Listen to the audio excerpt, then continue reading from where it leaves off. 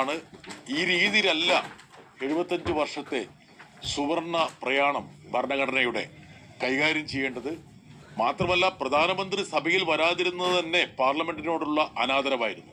അതിനുശേഷം അദ്ദേഹം അമിത്ഷായുടെ ധാർഷ്ട്യവും ധിക്കാരവും സഭയിൽ പ്രകടിപ്പിക്കാനുള്ള ഒരു അവസരം ഒരുക്കി കൊടുക്കുകയാണ് ചെയ്തത്.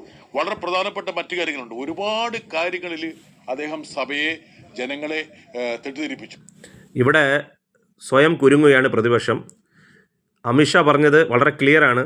അംബേദ്കർ അംബേദ്കർ അംബേദ്കർ എന്ന ആത്മാർത്ഥമില്ലാതെ പറയുന്നതിന് പകരം ദൈവനാമം ജപിച്ചിരുന്നെങ്കിൽ ഈ മോക്ഷം കിട്ടിയേനെ, അല്ലെങ്കിൽ സ്വർഗം കിട്ടിയേനെ എന്ന് പറഞ്ഞു. ഇതിന് നമ്മുടെ പഴയ ഒരു പുരാണങ്ങളിൽ കഥയുണ്ട്. രാമ രാമ രാമ എന്ന് പറയുന്നതിന് പകരം മര മര മര എന്ന് പറഞ്ഞാൽ പോലും മോക്ഷം കിട്ടും. അതുപോലെ എങ്കിലും ദൈവനാമം വിളിച്ചാൽ മതി എന്നാണ് ഇവിടെ ഉദ്ദേശിച്ചത്. അംബേദ്കറിൻ്റെ പേര് വെറും വോട്ടുകൾക്ക് വേണ്ടി ഉപയോഗിക്കുന്നു ഒരു പാർട്ടിയായി കോൺഗ്രസ് മാറിയെന്നാണ് ഇവിടെ കോൺഗ്രസിനെ കുറ്റപ്പെടുത്തിയത്. ഇത് മനസ്സിലാക്കാനുള്ള വിവരം